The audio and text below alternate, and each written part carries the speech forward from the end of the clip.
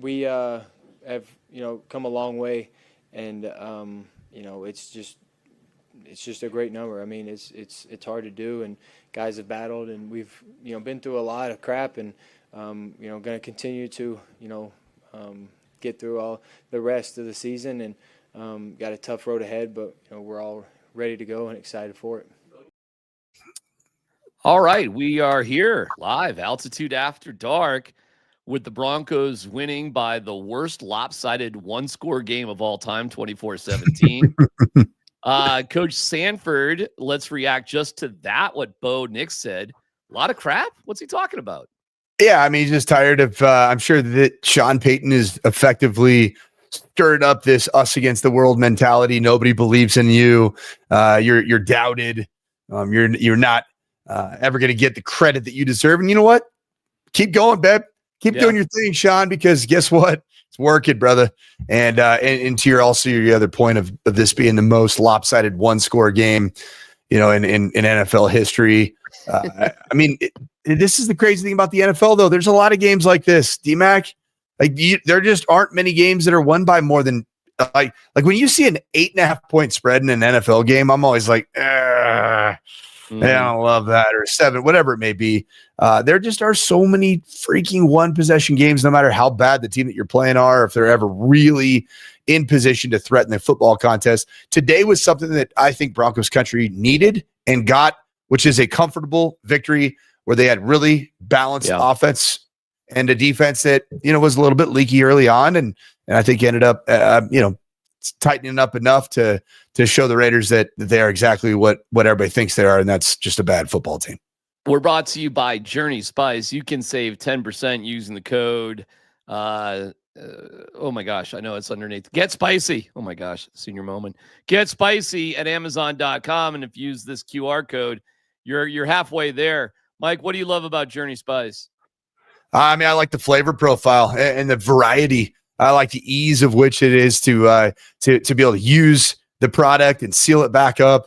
It's just an awesome product. My wife, Anne Marie, is a phenomenal cook. She comes from a lineage of big time chefs, and her mom is as good as it gets. So she knows good product, and she loves Journey Spice. And all I know is that until it's really grilling season, I just love partaking in some of the fine cuisine that I'm able to consume, that my wife's using Journey Spice to get spicy, which is the code word that you need to get the discount here from Altitude Sports Radio After Dark. More on Journey Spice in just a second, but you go to what Sean Payton had to say in terms, it was just kind of a different vibe sort of game. Yeah, here's what Sean said about that. When you're not like in the 2-minute trying to come back and win, it felt a little nicer. It was a dumb penalty by us with the delay. We're going to run the clock out, and that wasn't real smart. So I'm sure I'll watch the tape. There'll be things that will be frustrated watching. I think I say this, there's been a lot of winning, but there's still a lot of things that when you watch the tape that you really need to clean up. And then the mistake sometimes that can get overlooked. And then there are times when you lose a game, there's some things you do really well. And so I think, we'll go back to work again. We're on a normal week schedule. But it did not feel like maybe some of these other ones recently, to answer your question. My headset was off earlier. All right, thank you. That's how he wrapped things up. What he means by that is he said last week was the first time ever that he's taken his headset off, meaning the game's over, or at least he thinks the game is over, and he had to put it back on. He thought it was done, but then there was a penalty, and then you go to overtime and you're sweating it out, that whole thing. Despite the one-score final, Mike, this game wasn't like that at all. No, it wasn't. Not at all. Yeah, and when you look at the final stats, this is a dominant Broncos performance with time of possession, total first downs. The rushing total in and of itself was huge for the Denver Broncos to have over 130 yards rushing and hold Ashton Genty and the Las Vegas Raiders to 40 rushing yards. You're going to win football games when you outrush your opponent. And I think that that's the most exciting thing for me about this outcome was that the run game and the ability to stop the run, because it appeared like the Raiders were going to come at you just like the Commanders were, which is run the ball right at your edge rushers. See if Nick Bonito and Jonathan Cooper and Zach Allen, known pass rushers, John Franklin Myers, do they really want to play against power and duo and counter? And the answer was yes, they were game. They, in fact, held the Raiders to just 40 yards rushing. So just a good game. I thought Bo was fantastic today. I thought Sean Payton as a play caller was fantastic. And then I love the youth movement, man. RJ Harvey showed a little bit more skill set, proven that he has been a very valuable pick at the second overall. This is your second overall pick. Jahdae Barron's showing that he's a valuable player and he's getting significant snaps. And then I just love his Pat Bryant, man. He might be my favorite of all these rookies. The game plan itself was a big topic after the game. And boy, did Sean have regrets about that first game against the Raiders. Let me play you a couple of pieces from Sean Payton about it. And as a coach, I think you'd really appreciate closely at the run game plan, marrying it with the boots and nakeds, and then having some at the line stuff where we hurried it up. So it was a combination of those things. It was the antithesis of the last plan. And sometimes it's hard, you watch it and, our job's always to put our guys in the best position. And I don't know that we did a good enough. We didn't the last time around. Now we had a lot of penalties. We made a lot of, mistakes. And so we kind of went a different route this time around. Yeah, it was a stinker that 10-7 Thursday night Amazon Prime game that Sean called was a stinker, and Sean even admitted it.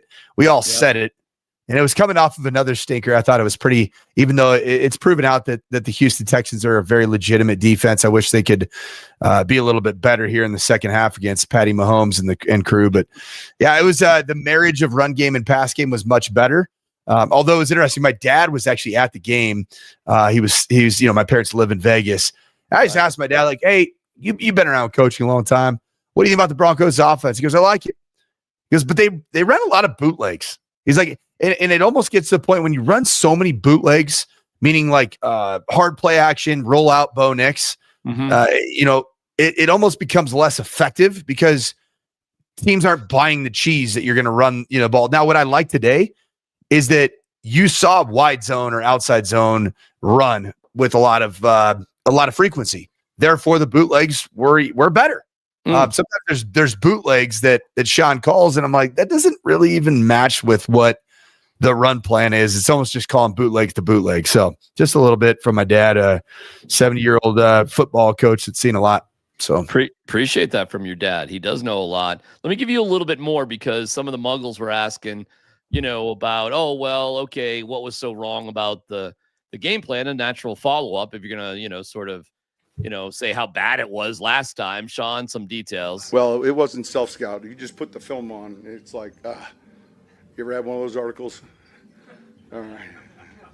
But that's how the game plan felt. So, but that's the challenge with his defense, and he does a good job. We handled the pressure. We handled some of the movement stuff. It's good to have a drive to start the game, score a touchdown. We felt a lot more because, look, when Pete comes on board, some of the defense changes, and so certainly playing him, we felt a lot more, I don't want to say prepared, but a lot more in touch with what to expect, when to expect it, and well, I guess you kind of get it, right?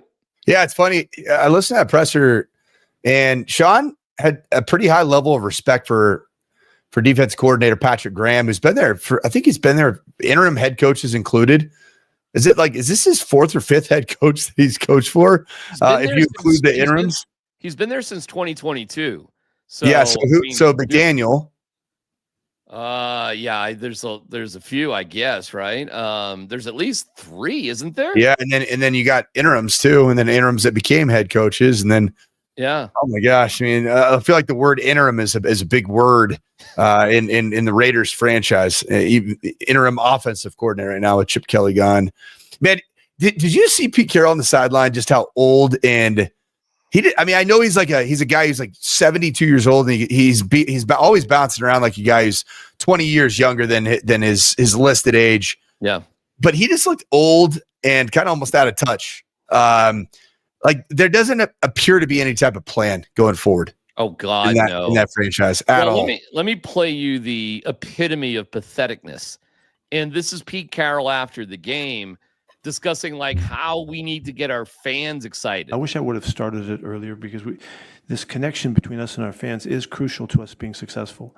And if you think about what we had in Seattle and what we had in the Coliseum, we had huge crowds in our favor. And I understand that, everybody wants to come to Vegas and all that. And so that it's a hot ticket for people to come. And so I'm sure that those that own tickets, are challenged by how they do it. But if we're going to do this, we have to do it together. And we're going to need the fans to support us. I know we got to get them something to cheer about and all that and be fired up because they, part of this whole experience is about the joy that you get from following your team and supporting them and all. So it's going to. Pathetic as that. So Pete, what'd you think about Geno Smith in the pocket?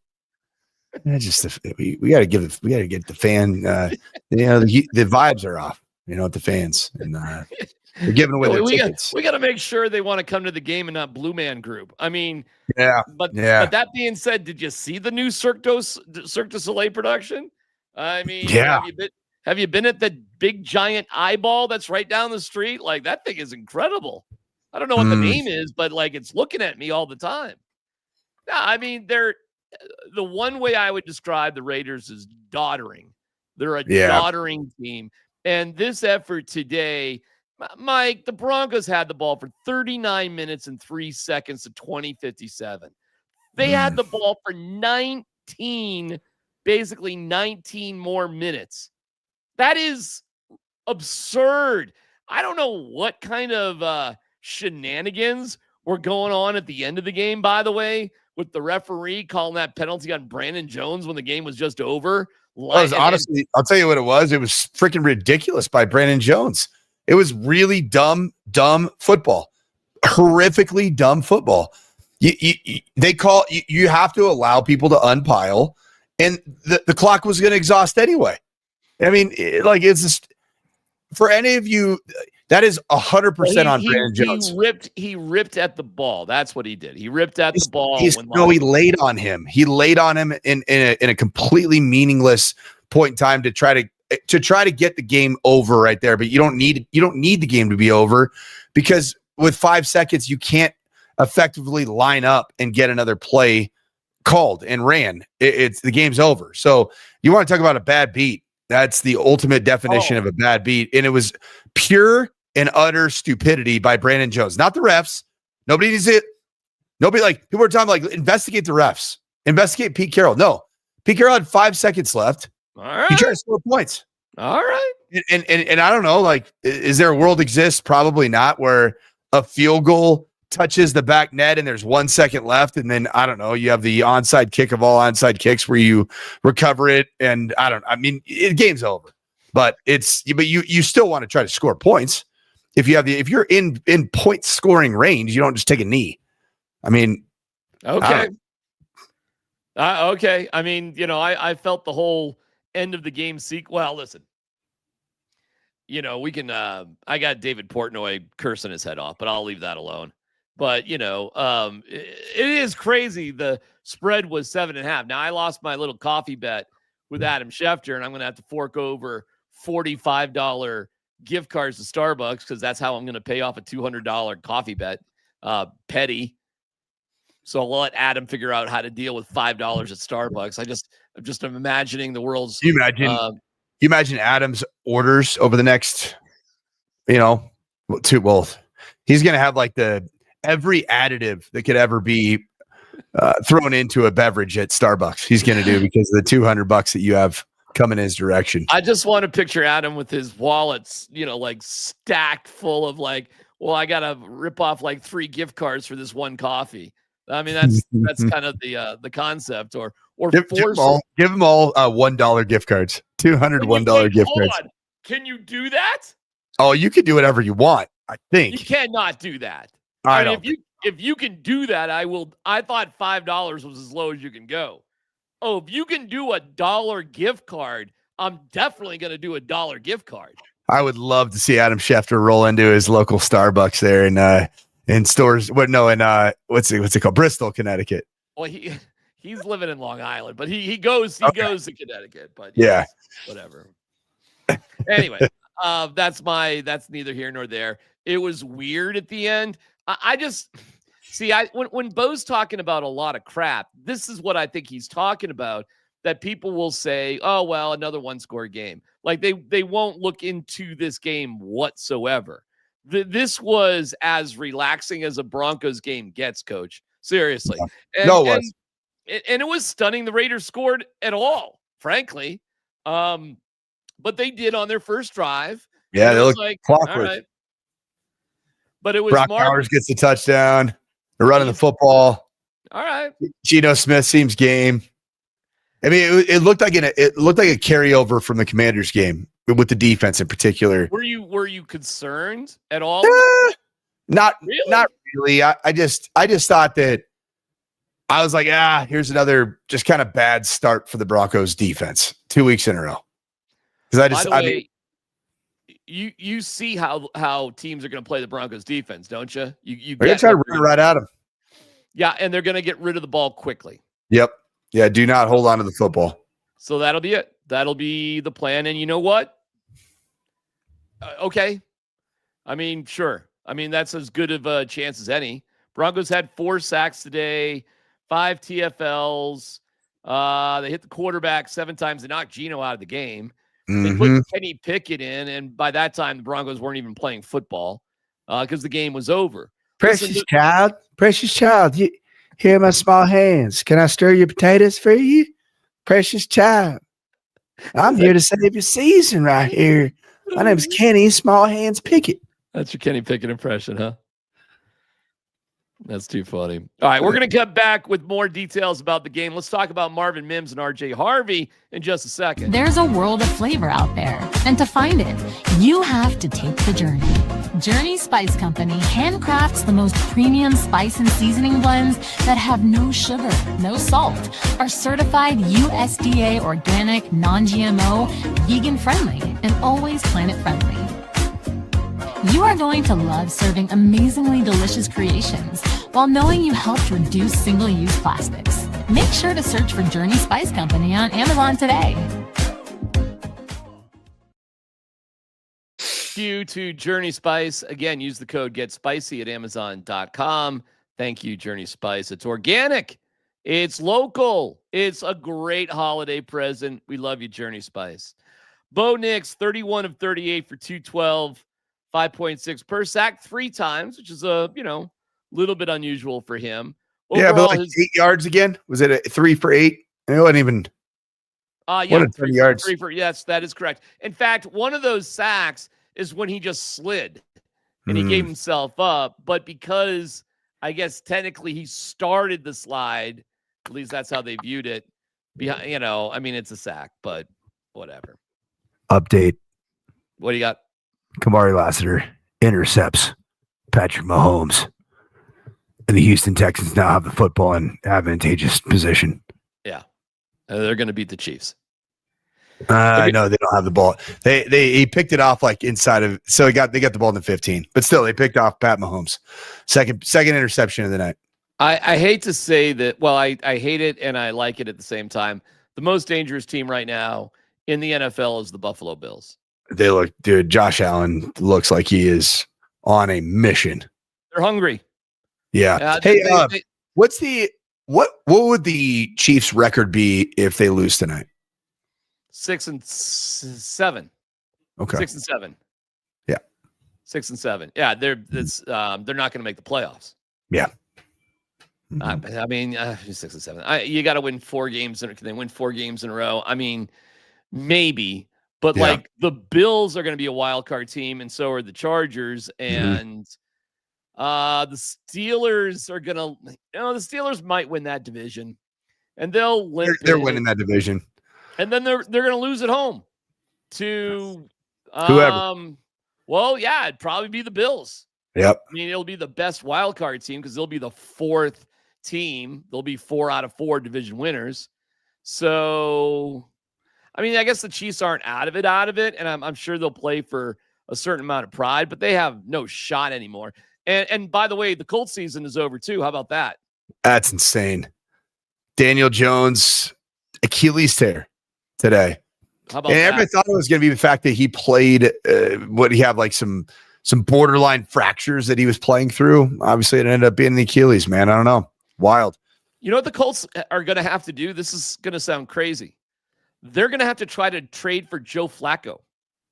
Get him back. I'm not even joking. Like, I mean, who are you going to roll with there? Who are you going to go with? Brett Rippon, baby. Former Bronco. Great. Brett Rippon. Oh, I love it. What a great play there by CJ Stroud. I don't want to turn this into a Chiefs watch party, but man, this is a good game. This is a good football game. Good. What do you think of Marvin Mims? Some of the guys. Unbelievable. Absolutely incredible. He kind of did the old hidden ball trick. It felt a little bit like that from baseball. Have you, DMac, you ever been in the presence of the hidden ball trick in baseball? I've participated in. Okay. Did Marvin Mims kickoff or punt return feel a little hidden ball trickish, where he gets stacked behind the line? He's kind of driving his feet. I'm going to roll off of it. Boom. See ya. My question is, Marvin Mims, unbelievable punt return for a touchdown. One of the best, if not the best, return specialists in the National Football League for the last 3 seasons, including this one. Why one catch, 5 yards today?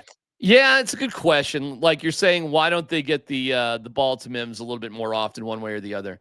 Let me see the targets. Was it only one target too? One target. 5 yards. Catch, 5 yards. How about Evan Engram? 2 targets, 8 yards. Give me Franklin's. Franklin, 4 targets, 3 catches, 11 yards. Yep.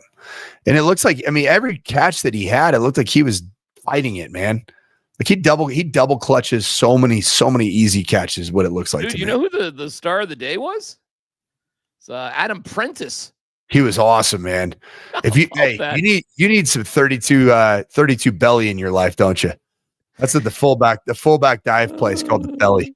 32 belly in the West Coast offense. I thought that was right. Green right west, 32 belly. Sean Payton was laughing because somebody was not giving Prentice the props that they should have. So you're not giving Adam any credit for like the 38-yard belly play. That was a big play. You getting a hot dog on during that play? What was it? 38 yards? It was 18, but I know what the coach. He ended up having didn't he have 2 carries for 22? Averaged 11 per.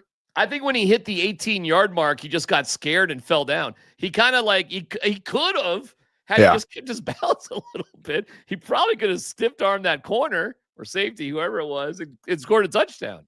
DMac, I think he got freaked out. DMac, what did you think of Bo Nix's day? I thought Bo was great. Not good. I thought he was great. Yeah.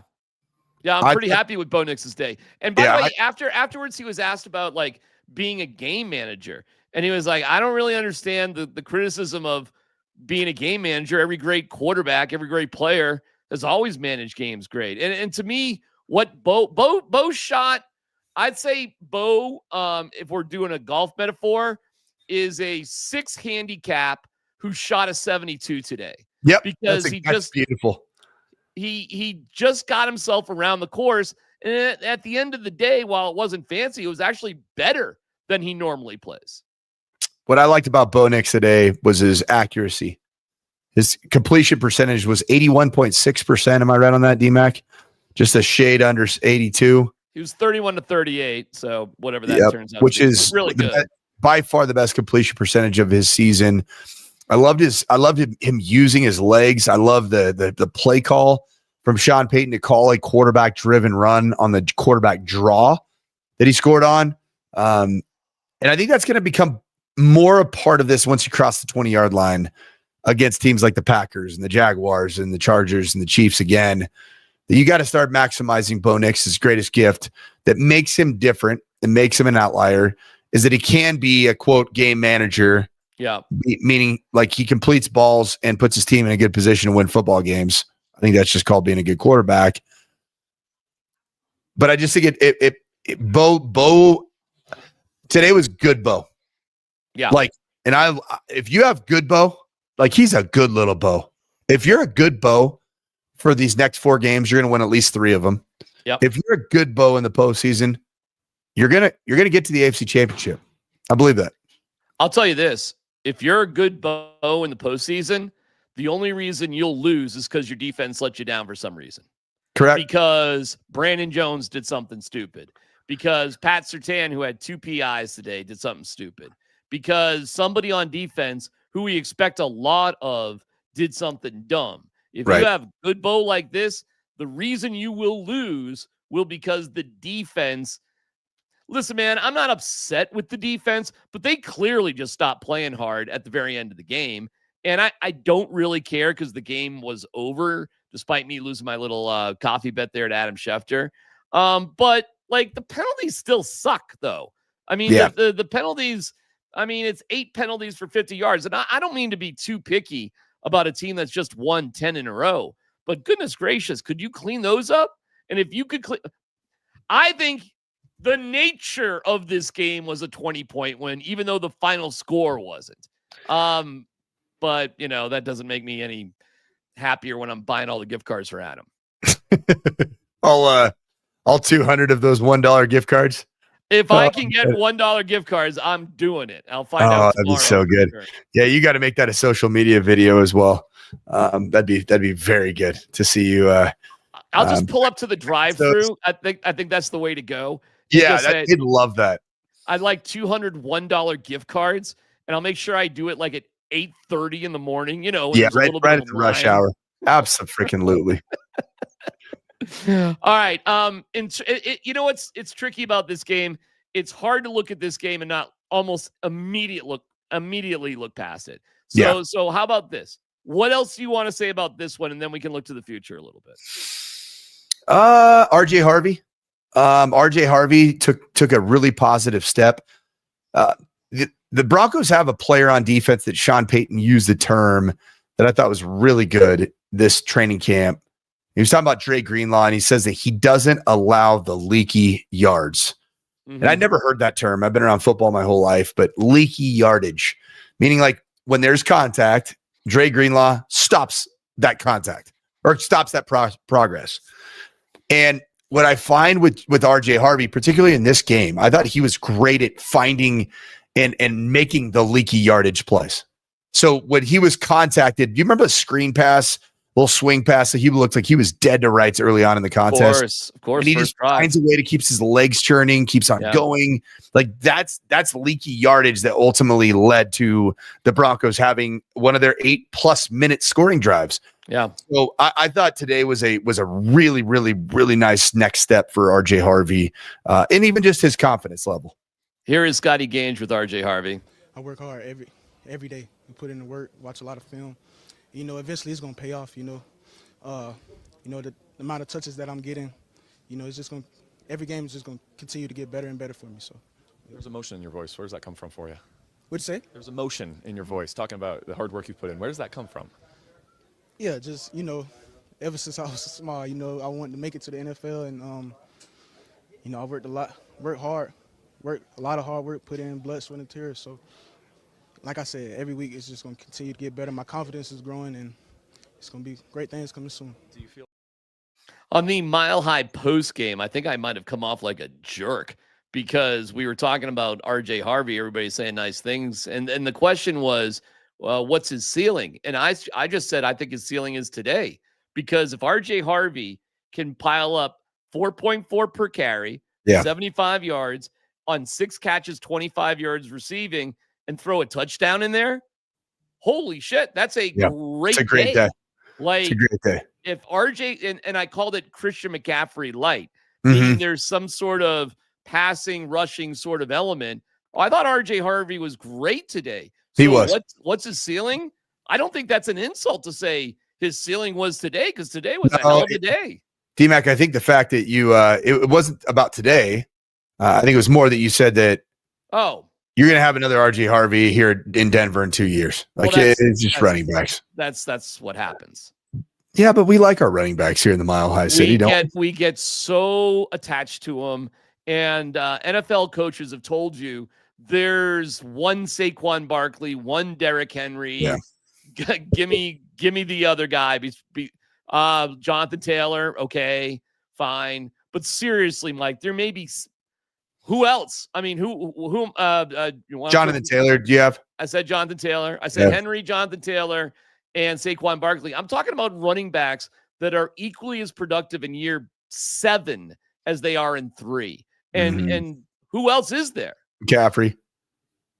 All right, but see, okay, but I don't look at Christian as just a running back, though. I think Well, Christian. that's how I feel about RJ Harvey. Is why I don't think RJ Harvey will be here for just 2 years. Well, that would be amazing.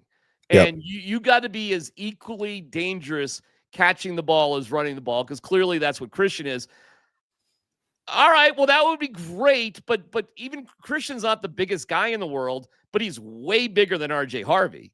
And Christian certainly dealt with his.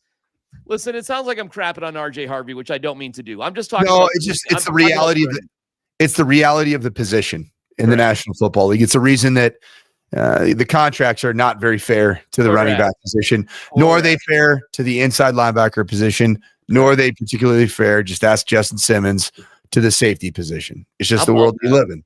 I mean, it is what it is. How about that? Like, Simmons is doing like a podcast I saw, and I'm like, whoa, we're in December. Now, listen, crazier things have happened. And if Justin Simmons was on a Super Bowl contending team, seriously, weirder things have happened. So no question. I wouldn't say that it's over, but it's been I'm sure a difficult year for Justin. Kind of 100%. sucks. He wants to play football. He's in great shape. He looks great. You see him in a DNVR podcast. You're like, shouldn't you be playing on a team? You're a pretty good football player, man. No doubts about it. Yep. All right, let me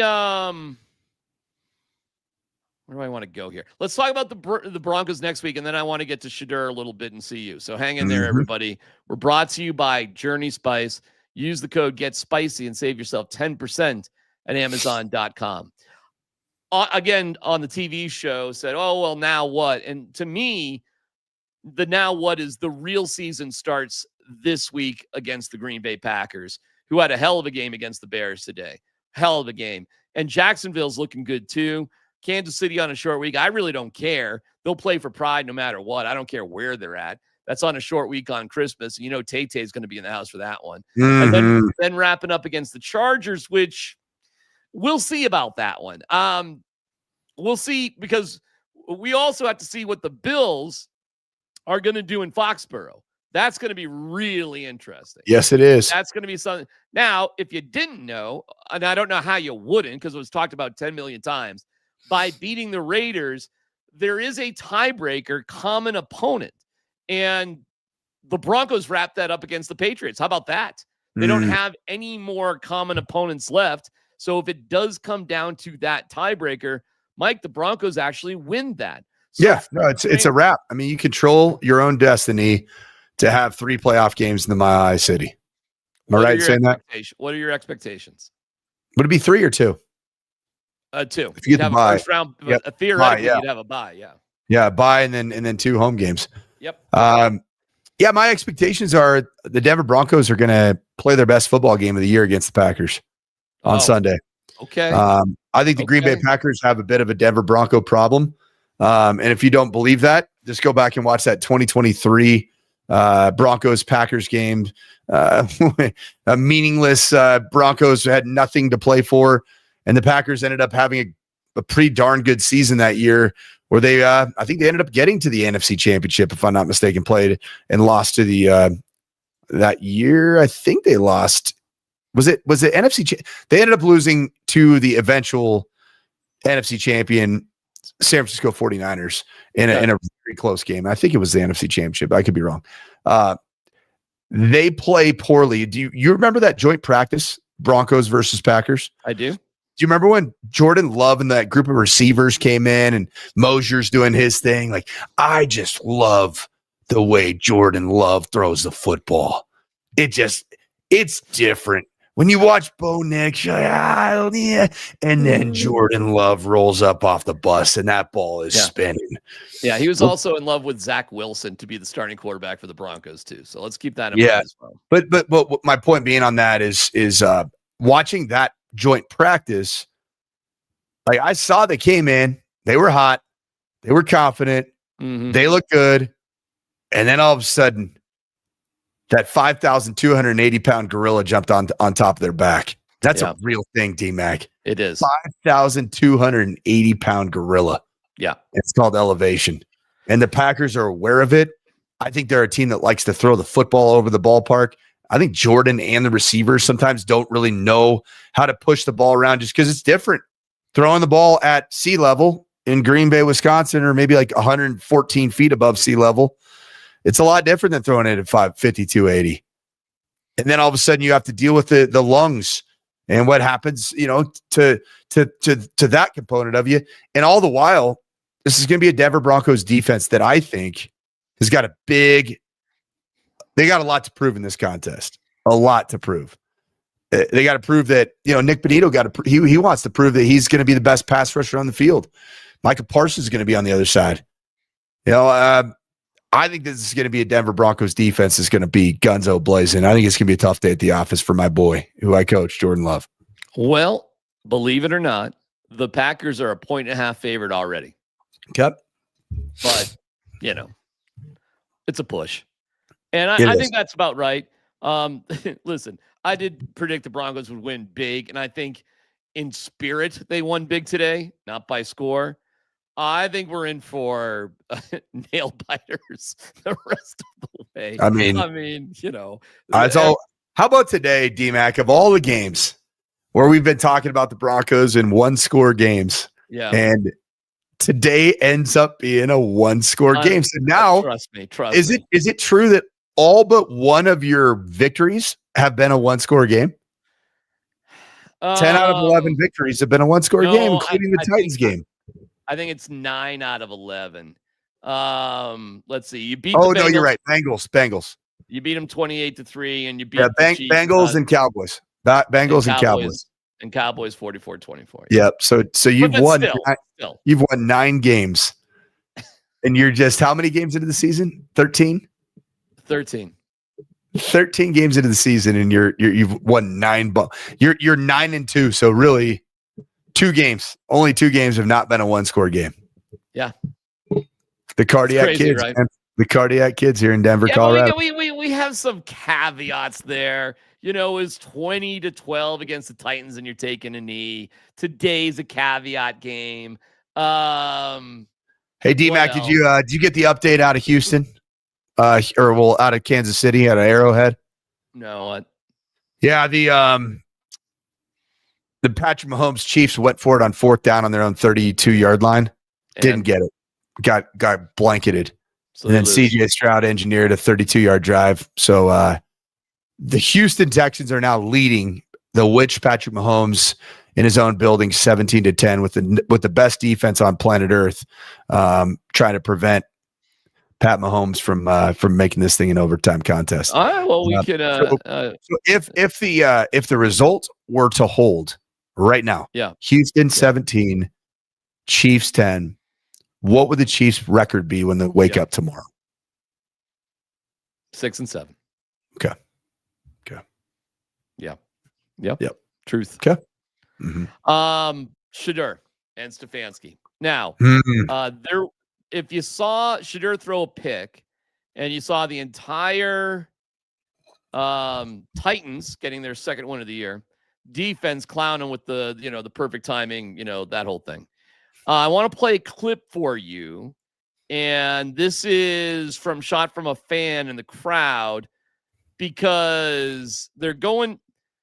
Now, listen, the Browns are stupid, but I'll get to why they're stupid in a second. They're down by 8. Shedeur throws an amazing pass for a touchdown, and that is you'll see Shedeur go up to Jeffrey Simmons.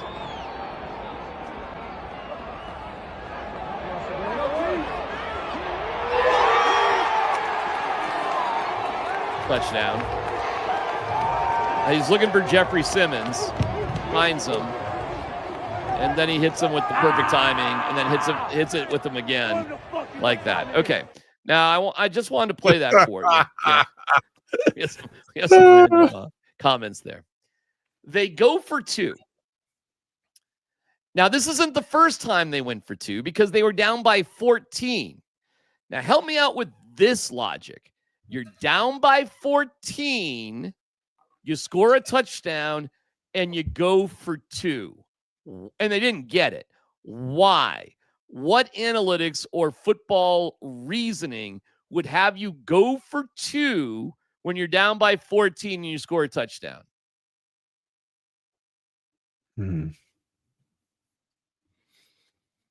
14. I guess it's the whole premise of you're going to go for the win either way. So you might as well find out what you're going to need the next time, I guess. I don't know. I don't. Okay. You're at home too. I want to say that you're at home. Yeah. Maybe. And it's an aggressive play, and you're having a lousy season. So if you want to make some logic there, fine. But I just want to point out they took Shedeur off the field for that. They didn't get it. Shedeur Sanders today, 23 of 42, which is all right. But completion percentage not great. But 364, 4 touchdowns, 3 passing, 1 rushing, to 1 interception, a 97.7 passer rating, and really the energy and everything was on Shedeur's side. And you take Shedeur off. I think wasn't that to tie the game, DMac? Yes. That one that you're talking about. You were talking about the 2 point. No. So that was the first one. They don't get it. So now you score. But the one where you took Shedeur off the field was you were down by 2. He took him off the field for both 2-point conversions. Okay. I didn't know that. And they took him off the field the last one that week. Yeah. Okay. They had goal line. They took him off the field twice last week in goal line. Okay, I'm going to play you Stefanski here, and rightfully so. He's getting killed about this, rightfully so. And the Cleveland Muggles weren't letting him off the hook. Yeah, he fought, throughout the game, which we knew he would. Obviously, with any young player, Mary Kay, there's going to be ups and downs, and I thought there were some really, really, really good moments. He'll keep learning from some of the plays that he wants back, but some really good moments. What was supposed to happen on that last 2-point conversion? Yeah, not going to get into all the specifics, Jeff, but obviously did not go as we thought it would. Did you make that call or did Tommy? Yeah, I make every call. Shedeur had the hot hand. Why would you take him off? Yeah, it's a 2-point play. Didn't come through on our first 2-point play. Got to the second 2-point play. We didn't come through, but that's on me. Was that play call yours or Tommy's? I'm responsible for all of it. All right. Why does he have a job?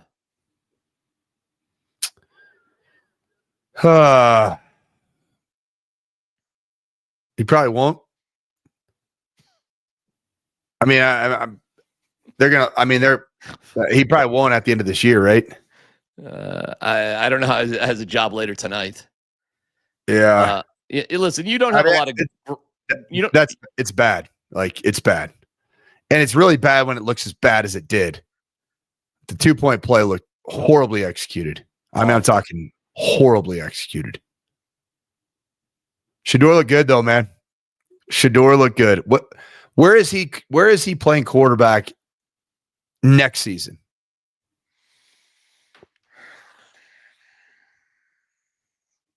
He might not be. And I think that'd be a shame. Listen, I played that first clip for you because he might not be. All right. I played that first clip for you to show Shedeur is still has talent, but the immaturity is still there. Okay. Right. For whatever reason. You're hitting the perfect timing pose to Jeffrey Simmons, I mean, like, there's still like, it's more about the brand and more about me than about the team. And I'm guessing that rubs people the wrong way. That being said, I think the guy is plenty talented enough to play in the NFL. And,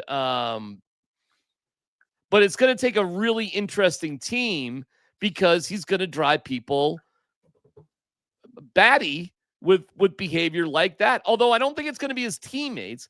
I think as long as you're winning and you're doing well, you'll be fine. I think why would the Raiders not have drafted Shedeur Sanders? That is such a good question. That is such a good question. I have no idea. Chip Kelly must not have liked him for some reason. Don't you think that, like, Pete Carroll, if he indeed is the head coach in Vegas, don't you think that Pete Carroll and a bravado and confidence, and don't you think that's a fit? No, maybe, but I don't think it was up to Pete Carroll. I think it was up to Chip Kelly. I think you paid Chip Kelly a lot of money to be your OC, and Chip Kelly gets to pick his quarterback. That didn't work out too much. Or pick, I mean, but did he really pick his quarterback? Because no, I mean, you inherited you brought the guy that Pete Carroll brought with him. He brought his Louis. His Louis was from Seattle, and Geno Smith. I think Chip Kelly had some sort of I don't think Chip Kelly might have, Geno Smith's my guy, but like, but the next guy probably was. And what Chip Kelly needed on offense probably mattered more. Listen, somebody in Vegas didn't like Shedeur Sanders. What can I tell you? That it makes no sense, none, that they didn't draft Shedeur Sanders. So another update from the kingdom that is known as Yeehaw Field. The Rashee Rice dropped a pass on 4th down, and the Chiefs in back-to-back drives have failed to convert on a 4th down in their own territory, and now Houston has the football on the plus 38 with the clock ticking just inside of 4 minutes before the 3rd down call here coming up. Well, I'm going to cut you loose and wrap this up because there's actually plenty of time left in that game. So get to it and enjoy it. What I was going to tell you about this though is I wanted to ask you the question. Okay. 17-10, Houston currently beating the Kansas City Chiefs. Yes. What would the score? What would the record of the Chiefs be if this score was to hold? Coach, I believe it would be 6. Oh my God. I'm what an happened? idiot. I've been doing it to you the entire show. I'm a moron. I've been doing it to you the whole show. The Kansas City Chiefs. The only time. So I'm done with this joke. I am entirely done with 6-7. I've been on this thing for a long time now. But the only time that I permit it is when it's the Chiefs essentially being done as a franchise. Yeah. 6-7. Yes, correct. Shoots. I mean, winning